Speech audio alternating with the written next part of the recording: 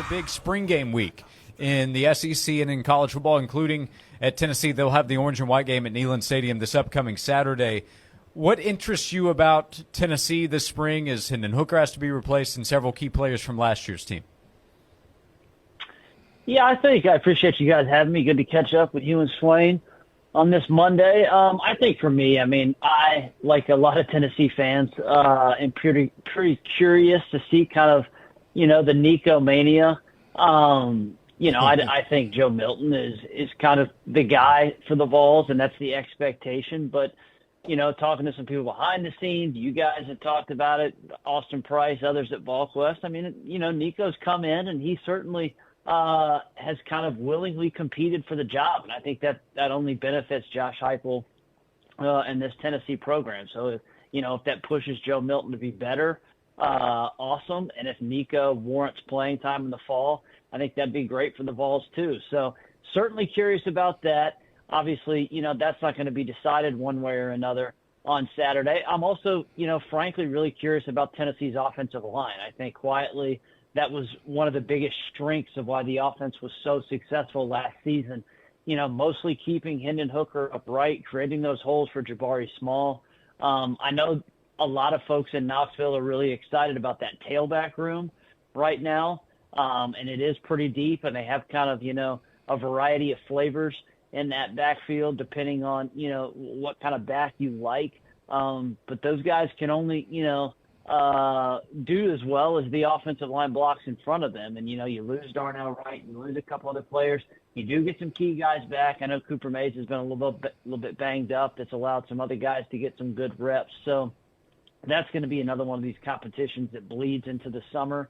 But just kind of maybe, the early initial takeaways on Saturday. You guys know this. We've been doing this for a long time. It's easy for folks to make, rash reactions and overreactions from, these vanilla inter-squad scrimmages. So you got to be careful not to do that. So it's more just kind of, maybe catching some clues of what maybe you're going to see. And there's, like you said, a ton of spring games on Saturday, 27 to be exact. Jesse Simonton is with us on On3.com covering the SEC, covering college football. What stands out to you among SEC storylines? And part of that might come back to real QB1 competitions that are happening right now. Like at Georgia, that's a storyline around the SEC. But what else there or otherwise would stand out to you in terms of spring conversations right now? Yeah, I think, obviously the quarterback competitions at Georgia and Alabama are interesting, and not just because there are the quarterback competitions are among the more interesting storylines, but because those are two teams that are chasing a championship, and they have the pieces around the quarterbacks to be good enough. And so the question is, who's going to kind of be the guy there? Ole Miss also kind of has an interesting quarterback situation because they brought in Spencer Sanders from Oklahoma State, Walker Howard from LSU, and yet again, it's kind of sometimes this competition really pushes other guys to be better, and that's what you hope. And Jackson Dart, who did not have a great season a year ago in Lane Kiffin's offense, but kind of entered the spring as the incumbent, thus far he's maintained that QB1 job for the Rebels. So I think those are in terms of quarterback competitions. And then if you go down to College Station, who the heck knows what, the Bobby Petrino, Jimbo Fisher marriage is going to produce. But, I think Jimbo reluctantly is handing the keys offensively. That, again, will not truly show itself until the fall. But what does that offense look like? They have some pieces there. Talent is not a problem at Texas A&M.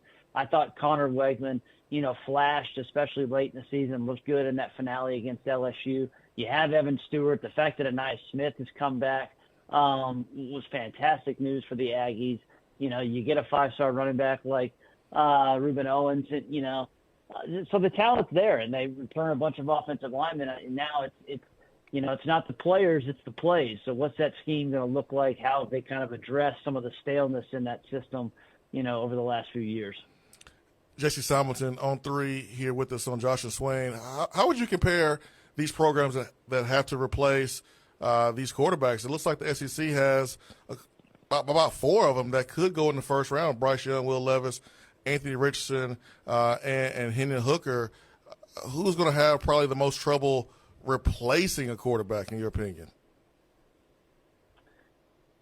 Well, I think the easy answer for me would just be Alabama, just because I think that highly of Bryce. And a year ago he carried an even greater load than I think people realize. That receiver room that has produced so many first round guys over the last 3 or 4 NFL draft cycles did not have that sort of talent a year ago. Jermaine Burton was not that guy that transferred from Georgia. Some of their young pups remained green. I don't think the development in that room had been all that great. And the offensive line, well, that's constantly been kind of, a sore subject for Alabama fans over the last 5 or 6 years. Last year was really, when it kind of reared its ugly head. Bryce took a lot of sacks, took a lot of hits. And so he was able to really mask some of the other deficiencies on that offense. The question is, I do think the pieces around the quarterback are going to be better this fall. That receiver room should be deeper. They have one of the best, JUCO guys in the country, a 5-star wideout. They added some other pieces. I think they're going to be fine, super deep at tailback, even though they lost Jahmyr Gibbs. But it's going to be, is it the Ty Simpson show? And what does that look like with Tommy Rees? Or are they going to lean on the run game because they feel like, maybe some of the pass protection's still not there, and that's why you get Jalen Milroe. So I trust that Alabama's going to figure out, but I think of all the situations, they to me scream, hey, Bryce Young was a Heisman Trophy winner. He was just as good a year ago, but he just didn't have kind of the tools in the toolbox around him that, to utilize. I think Florida, Anthony Richardson underachieved for the Gators, but he has, absurd upside. I don't have a ton of confidence in Graham Mertz, but I don't think that necessarily speaks to a replacement situation. I think Georgia is going to be fine. I think Tennessee is going to be fine.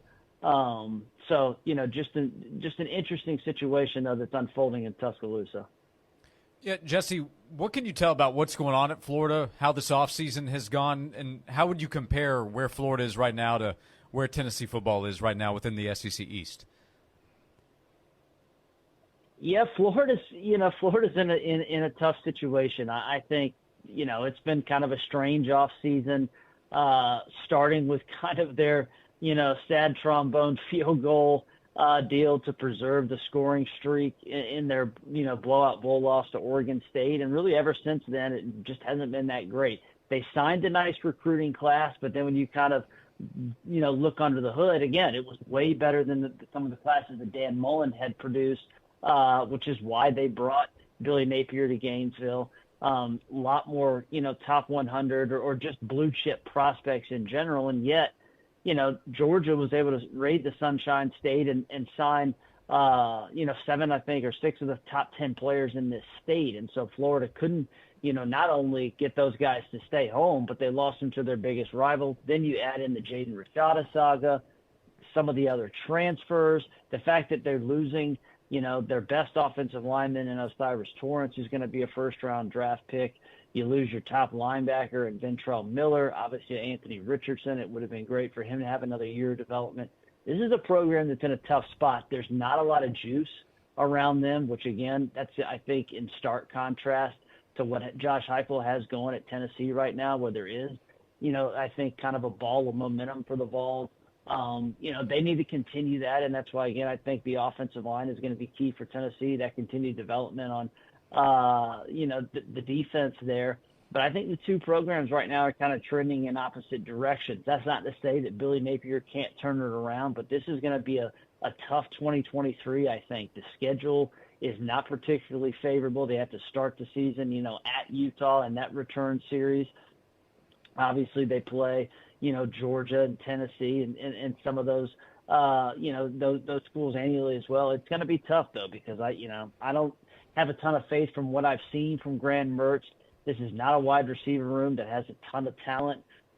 Defensively, I think the guy that they got, via Southern Miss and then from Alabama, young, up-and-coming guy, I think he's going to be a really good defensive coordinator. People speak very highly of him. He's a super young guy. But are the pieces there? You can only cook with the ingredients that you have. And right now, I just don't think this roster is up to typical Florida standards. And so, I think Billy Napier could honestly, start feeling some heat, which fairly or unfairly, if this team misses a bowl game or flirts with that 500 record again. Who do you think is going to be the quarterback at Georgia? Or better yet, who has the lead so far, in your opinion? Well, behind the scenes, it sounds like, most folks in Athens believe that it's going to be Carson Beck. He's bided his time. The Athletic did a story maybe 3 or 4 months ago looking at all these quarterbacks over the last 5 years, I believe. But basically four-star quarterbacks are higher, 4- and 5-star quarterbacks. And Carson Beck was the only guy in the country in that time frame, last 4 or 5 years, that had either not transferred or not started a game, even though he's a blue chip guy, and it hasn't been a lack of talent. He's just kind of been blocked. Now, he did have an opportunity a couple years ago where everyone thought in Athens he was positioned to be the guy. JT Daniels was hurt, but then, he had a bad week of practice, and lo and behold, the Stetson Bennett Hollywood story may never have been written if Carson Beck, basically whiffed on his first opportunity. Stetson Bennett ended up starting the game with almost no practice reps, and he throws 5 touchdowns against UAB and never, gave the job back. So Beck, I think, is, taking a second life and really kind of grabbed the bull by the horns here. But Brock Vandegrift, apparently, much like kind of Nico, different situation because he's been on campus for a few seasons now, but former 5-star, has come in and apparently shown a ton of growth this offseason, has not ceded the job at all, has apparently looked better in some settings than Carson Beck. He is a bigger athlete, maybe a little less polished as a passer.